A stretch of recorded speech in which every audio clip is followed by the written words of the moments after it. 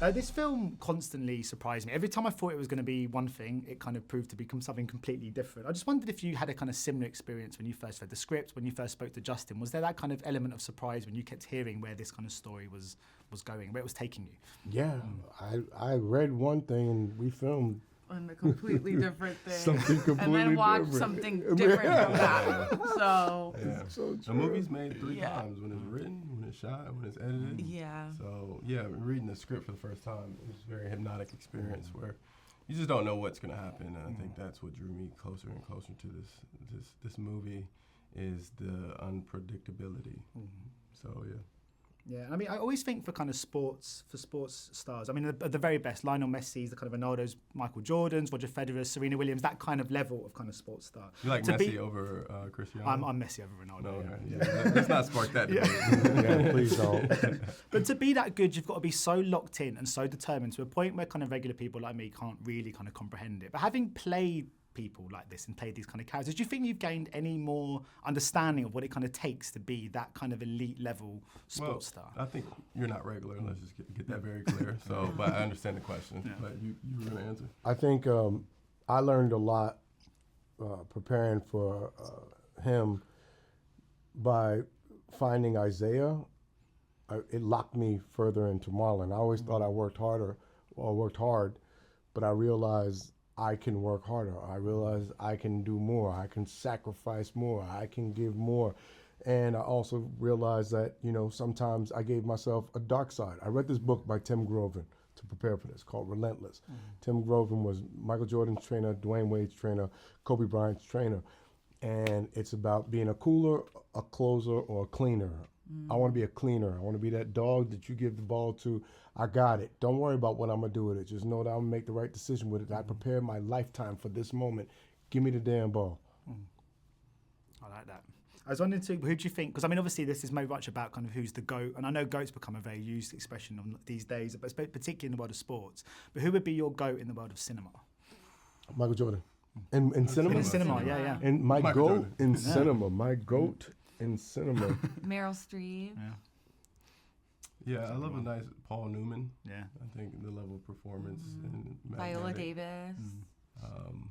Mine would be Denzel Washington, Eddie Murphy, and Robin Williams. Yeah. Some great names. And Jim Carrey. Jim Carrey, yes. Yeah.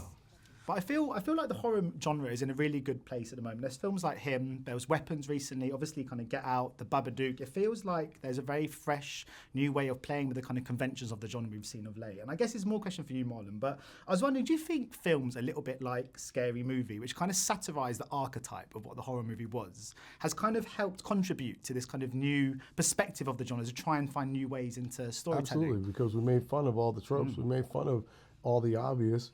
And when you make fun of things and you send them up, it closes a chapter. It closes the door. Now you can't do the same. Now you have to come different. And I my hats off to all these new filmmakers that came after Scary Movie. What's great in writing Scary Movie 6, we're exploring all these different films and how they're done. And I just applaud the fact that they've been able to resuscitate, revive, and even bring the genre of horror to a whole new level. I was going to ask, I mean, there's a scene where Cameron is asked what drives him, and I think he replies with the word family in that kind of moment. And I know you guys are obviously very high pressurized jobs, all still very much in the public eye. So I wanted to know, in those kind of moments, those kind of, those stressful moments, those I can't do it anymore moments, what drives you guys? What is it that keeps you guys going?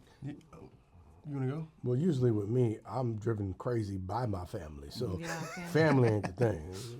I'm thinking about just people, making people smile. Yeah.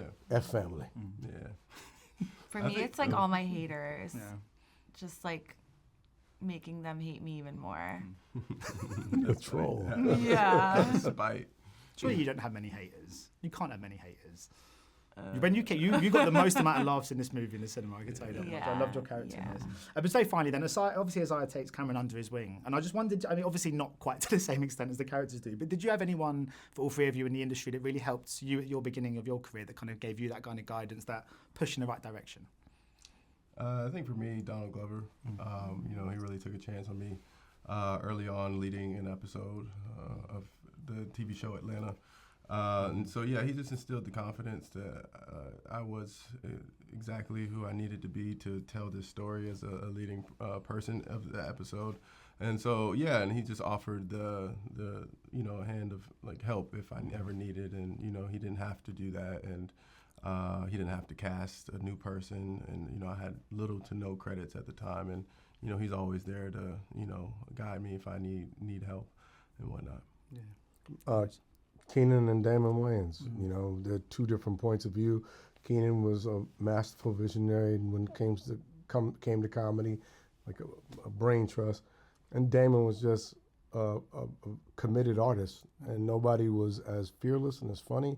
And to have those two examples for me and my brother Sean, I lived with them, so it meant everything. And I just do everything I do to try and make them proud. Yeah. How about you, Julia?